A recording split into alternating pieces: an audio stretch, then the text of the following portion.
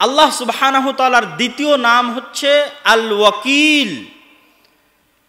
আল্লাহ সুবহানাহু ওয়া তাআলা পবিত্র কোরআন মাজিদে বহু জায়গায় ওয়াকিল শব্দটা ব্যবহার করেছেন এবং আল্লাহকে ওয়াকিল হিসেবে ধরতে বলেছেন। আমরা ওয়াকিলকে বাংলায় বানিয়ে নিয়েছি উকিল। উকিল শব্দটা পরিপূর্ণ আরবি শব্দ।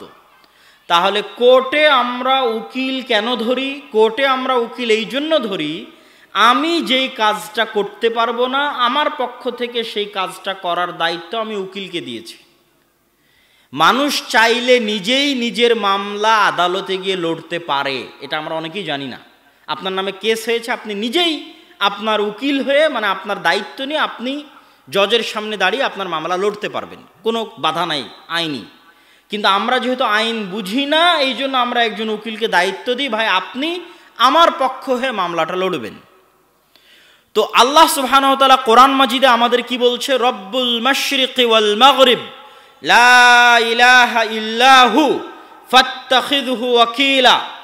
আল্লাহ হচ্ছেন পূর্বের রব, পশ্চিমের রব। পূর্ব এবং পশ্চিমের রব আল্লাহ।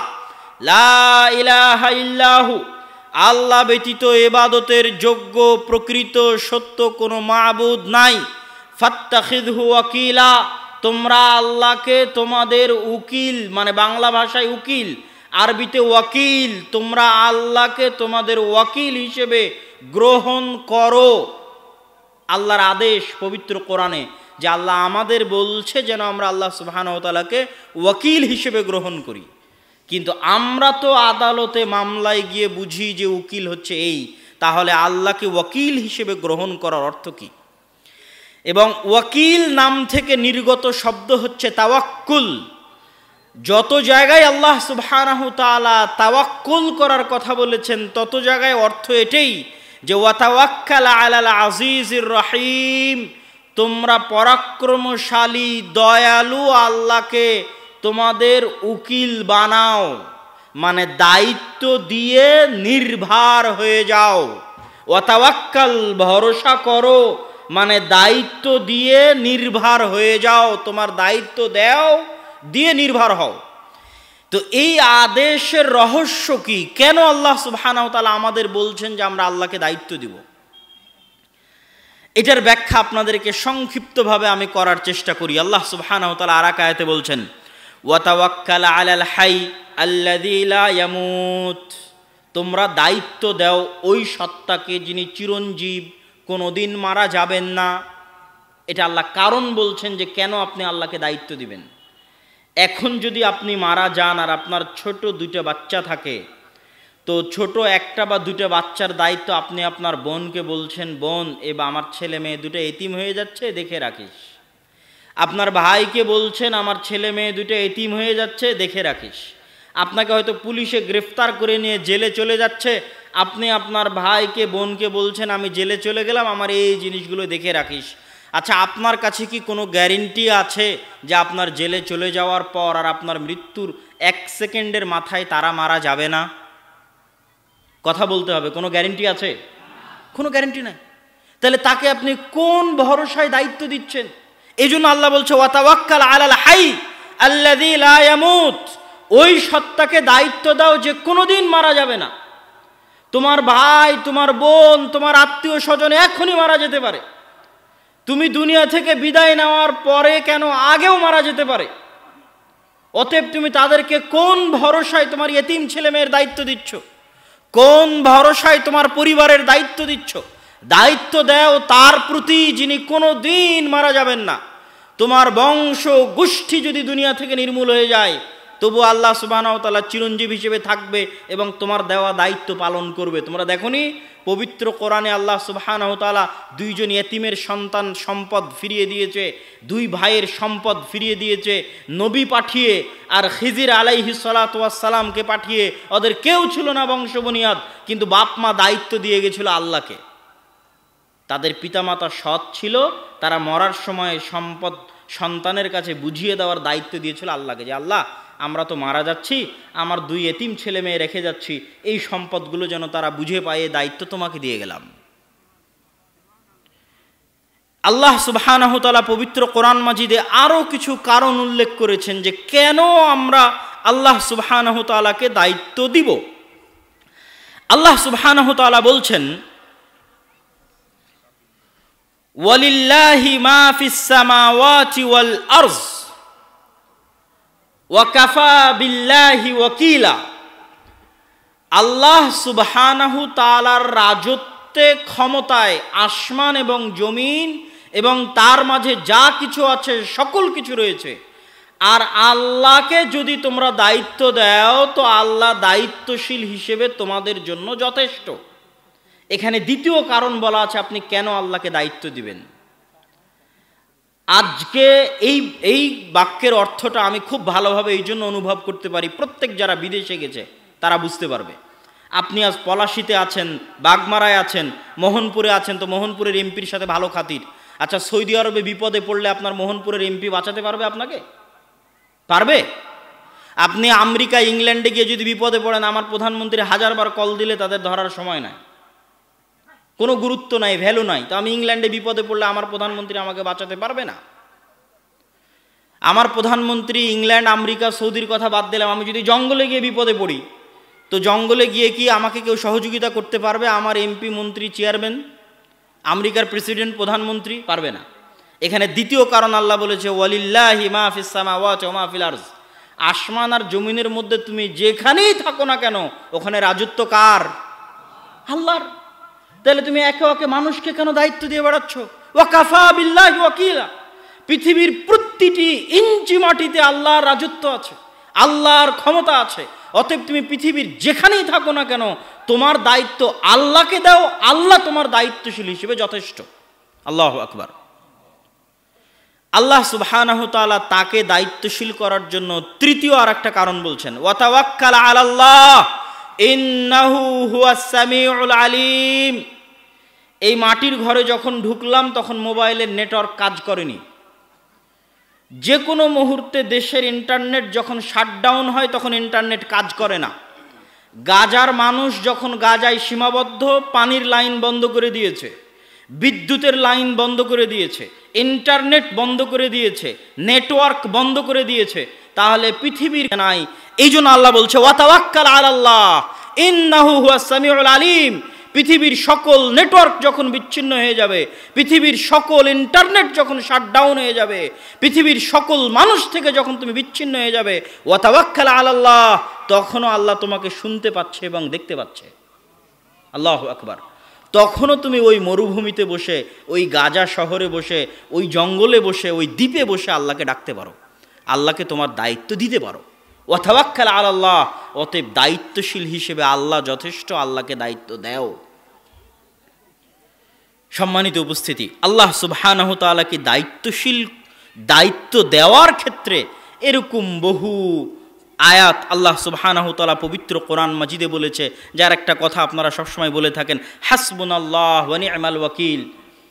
আমাদের জন্য আল্লাহ সুবহানাহু তাআলাই যথেষ্ট, নি'মাল ওয়াকিল, তিনি সর্বোত্তম দায়িত্বশীল। নি'মাল মাওলা ওয়া নি'মান নাসির, সর্বোত্তম অভিভাবক এবং সর্বোত্তম সাহায্যকারী। এই জন্য আজকে এই নাম থেকে শিখে গিয়ে বাড়ি থেকে বের হবেন, ছেলে মেয়েকে রেখে যাবেন, ছেলে মেয়েকে স্কুলে পাঠাবেন, সফরে বিদায় দিবেন, প্রত্যেক জায়গায় কাকে দায়িত্ব দিবেন সবার আগে বলেন তো? একটু জোরে বলেন, কাকে দায়িত্ব দিবেন? আল্লাহ। আস্তাউদিউকুমুল্লাহ, আপনার দায়িত্ব আমি আল্লাহকে দিয়ে দিলাম। আপনি ছেলে মেয়েকে স্কুলে দিয়ে এসেছেন, বাসায় রেখে গেছেন, যত আত্মীয় স্বজন আছে তারাও আপনার সাথে মুনাফিকি করতে পারে, তারাও আপনাকে ধোঁকা দিতে পারে। কত চিটাগাংয়ের কিছুদিনের আগের সংবাদ, যে সবচেয়ে বিশ্বস্ত ছিল সেই ওই ছোট্ট মেয়েটাকে জবাই করেছে, জবাই করে সমুদ্রের ধারে ফেলে দিয়ে আসছে। দুনিয়ার কোনো মানুষকে আপনি বিশ্বাস করতে পারবেন না, কিন্তু আল্লাহকে বিশ্বাস করতে পারবেন। এই জন্য সর্বদা মনে রাখতে হবে, প্রত্যেক ধাপে আপনি অন্তরের অন্তরস্থল থেকে আপনার পরিপূর্ণ দায়িত্ব আল্লাহর উপর দিয়ে দেন এবং আল্লাহ সুবহানাহু তাআলা দায়িত্বশীল হিসেবে যথেষ্ট। আল্লাহ সুবহানাহু তাআলার আরেকটি নাম লতিফ। লতিফ শব্দের অর্থ হচ্ছে সূক্ষ্মদর্শী। সূক্ষ্মদর্শীর দুটো অর্থ। আল্লাহ যে সূক্ষ্মদর্শী তার দুটো অর্থ। এক, আল্লাহ আমাদের অন্তরের কথা সূক্ষ্মভাবে পড়তে পারেন এবং বুঝেন। লাতিফুম বিযাতিস সুদূর। পৃথিবীতে কোনো মানুষের অন্তর হুবহু অনুভব করতে পারে না। আপনার বাপ মাকে আপনি যেই পরিমাণ ভালোবাসেন, আপনার স্ত্রীর অন্তরে ওই ভালোবাসা কপি পেস্ট করে দিতে পারবেন না। এটা কম্পিউটারের সফটওয়্যার নয় যে কপি করে পেস্ট করে দিলেন তাহলে আপনি যেমন ভালোবাসছেন আপনার বাপ মাকে আপনার স্ত্রীও তেমন ভালোবাসবে, এটা হয় না। পৃথিবীতে এই টেকনোলজি, এই সফটওয়্যার নাই। তাহলে আপনি যখন খুব দুঃখে, তখন আপনার দুঃখ হুবহু বুঝতে পারার মতো দুনিয়াতে কেউ নাই। আর আপনি যখন খুব আনন্দে, তখন আপনার খুশি হুবহু বুঝতে পারার মতো দুনিয়াতে কেউ নাই। তাহলে দুনিয়ার প্রতিটা মানুষ একক, তার সুখ এবং তার দুঃখ নিয়ে একক। সে যখন কঠিন বিপদে তখনও একক।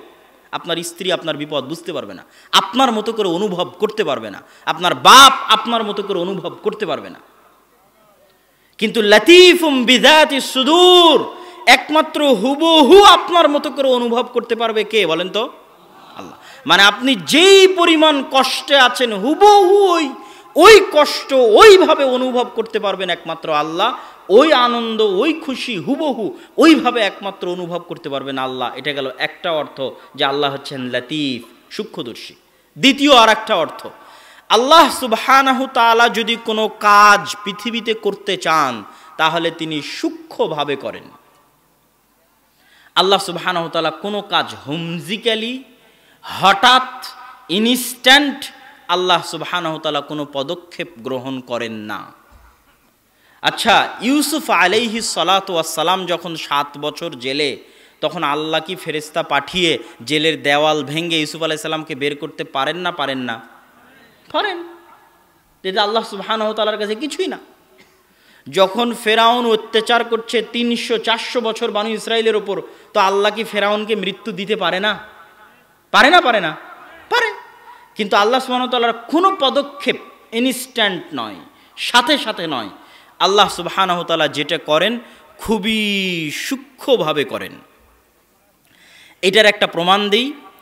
এটার প্রমাণ কোরআনের একটি আয়াত থেকে দিই। সেটা হচ্ছে ইউসুফ আলাইহিস সালাতু ওয়াস সালাম স্বপ্নে দেখলেন, ইয়া আবাতি ইন্নী রাআইতু আহাদা আশারা কাওকাবা, হে আমার বাবা, আমি দেখছি 11টা তারকা আমাকে সিজদা করছে। তো এই 11টা তারকার সিজদার বাস্তবায়ন 1 সেকেন্ডে সম্ভব। 1 সেকেন্ডে সম্ভব যে ওনার 11 ভাই ওনাকে এসে সিজদা করবে, ব্যাস হয়ে গেল। কিন্তু এই 11টা তারকা সিজদা করবে ওনাকে, এটা বাস্তবায়ন হতে সময় লাগলো 40 বছর। এবং ওই 40 বছরে ইউসুফ আলাইহিস সালাতু ওয়াস সালাম কুয়াতে নিক্ষিপ্ত হলেন, কুয়া থেকে উঠে বাজারে বিক্রি হলেন, কৃতদাস হিসেবে মানুষের বাড়িতে কাজ করলেন, মিথ্যা অপবাদে জেলখানায় গেলেন, জেলখানা থেকে বের হয়ে মন্ত্রী হলেন। তারপরে তার ভাইয়েরা তার কাছে আসলো, তখন এবার তার ভাইয়েরা তাকে সিজদা করলো। তখন কোরআন বলছে, কোরআনে আল্লাহ বলছে যে ইউসুফ আলাইহিস সালাতু ওয়াস সালাম বলছেন, ইন্না রব্বি লাতিফুল লিমা ইয়াশা। এই যে আমার ভাই 11 ভাই আমাকে সিজদা করলো, এটা হচ্ছে ওই স্বপ্নের ব্যাখ্যা। হাদা তাবিল রুইয়া, আমার স্বপ্নের ব্যাখ্যা। কিন্তু আমার প্রতিপালক খুবই সূক্ষ্মদর্শী, তিনি ইনস্ট্যান্ট 1 ধাপে 1 মিনিটে কোনো কাজ করেন না, তার প্রতিটা কাজ সূক্ষ্ম। এই জন্য আপনি যখন দেখছেন আপনার সামনে ঘন বিপদ, তো হতাশ হওয়ার কিছু নাই। এই বিপদ এক সময় কেটে গিয়ে ভালো দিন আসবে, যেটা আপনি জানেন না, কেননা আল্লাহ সাথে সাথে আপনার ওই বিপদ দূর করবেন না। এর জন্য আল্লাহ সুবহানাহু তাআলা পৃথিবীতে ওসিলা তৈরি করবেন, ওয়াসাইল তৈরি করবেন। ফেরাউনকে ডুবিয়ে মারার জন্য আল্লাহ ওয়াসাইল তৈরি করেছেন। মুসা আলাইহিস সালামকে পাঠিয়েছেন, দীর্ঘদিন যাবৎ মুসা আলাইহিস সালামকে লালন পালন করেছেন। তারপরে মুসা আলাইহিস সালামের সাথে কত ঘটনা, জাদুকরদের ঘটনা, 9-10 রকমের আযাব ফেরাউনের উপর, ফেরাউনের ঈমান না আনয়ন করা, সব মিলিয়ে একটা সময় মুসা আলাইহিস সালাতু ওয়াস সালাম যখন পালিয়ে যাচ্ছেন, তারপরে তখন ফেরাউন সেখানে ডুবে মারা যাচ্ছে। তো কোনো কিছু আল্লাহ সুবহানাহু তাআলা ইনস্ট্যান্ট সাথে সাথে বাস্তবায়ন করবেন না, তিনি বাস্তবায়নে সূক্ষ্মদর্শী। মানুষও বুঝতে পারবে না যে আল্লাহ সুবহানাহু তাআলা এই কাজ কিভাবে করবেন। আজকের আমাদের আলোচনার আল্লাহর গুণাবলীর শেষ নাম আশ-শাকুর, আল্লাহ সুবহানাহু তাআলা শুকরিয়া আদায়কারী। আজকে আপনারা এই অনুষ্ঠানে দূর দূরান্ত থেকে এসেছেন, তো আমি আপনাদের শুকরিয়া আদায় করছি। আপনি আমাকে বিপদে সহযোগিতা করলে আমি আপনার শুকরিয়া আদায় করব, আমি আপনার করলে আপনি আমার শুকরিয়া আদায় করবেন। তো আমরা আল্লাহর কি উপকার করেছি যে আল্লাহ আমাদের শুকরিয়া আদায় করবে? আমার প্রশ্ন কি বুঝতে পারছেন?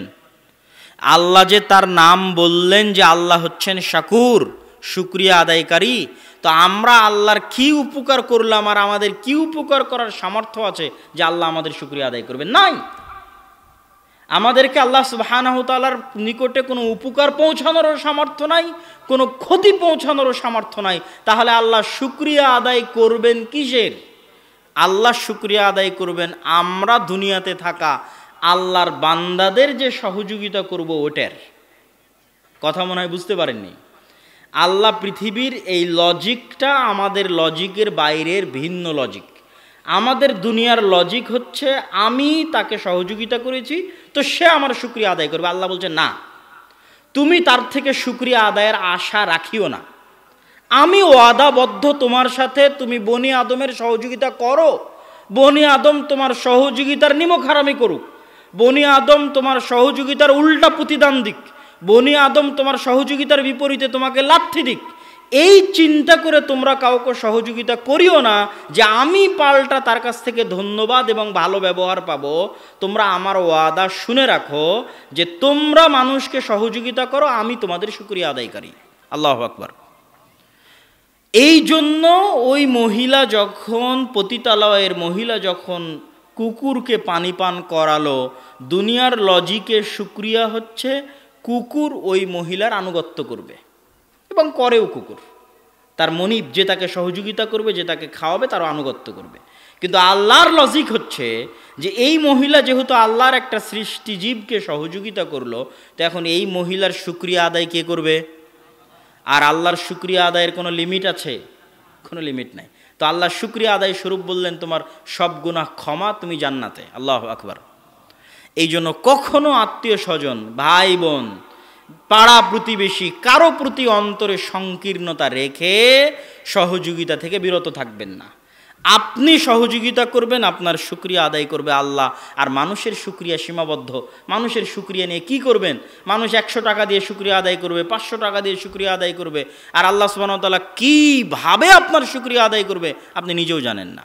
সুতরাং আল্লাহর শুকরিয়ার আশায়, আল্লাহর কাছ থেকে প্রতিদান পাবেন এই আশায় মানুষকে সহযোগিতা করতে হবে। সম্মানিত উপস্থিতি, আমি আমার বক্তব্যের শেষের দিকে গিয়ে আপনাদেরকে উদাত্ত আহ্বান জানাতে চাই যে আল জামিয়া সালাফিয়া ডাঙ্গিপাড়া পবা রাজশাহীতে আগামী 23 ও 24 নভেম্বর, 23 ও 24 নভেম্বর তথা এক সপ্তাহ পরেই সালাফি কনফারেন্স আছে। দেশ এবং বিদেশের আলিম ওলামাগণ উপস্থিত থাকবেন।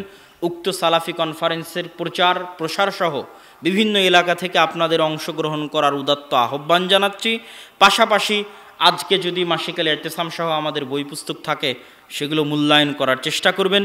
এই আহ্বান আপনাদের সামনে রেখে আমাদের আদ-দাওয়া ইলাল্লাহর মসজিদ ভিত্তিক মক্তবের কার্যক্রম সম্পর্কে আপনারা অবগত আছেন এবং মসজিদ ভিত্তিক মক্তবের কার্যক্রম যেভাবে পরিচালনা হচ্ছে আপনারা আল্লাহর কাছে দোয়া করবেন, আল্লাহ যেন এটাকে কবুল করে। আল্লাহুম্মা আমিন।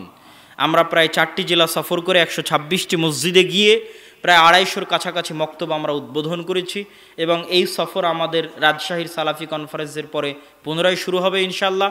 আপনারা যারা যেখান থেকে এসেছেন নিজ নিজ এলাকায় ফিরে গিয়ে মসজিদ ভিত্তিক দিন শিক্ষা কার্যক্রমকে চাঙ্গা করুন, মজবুত করুন।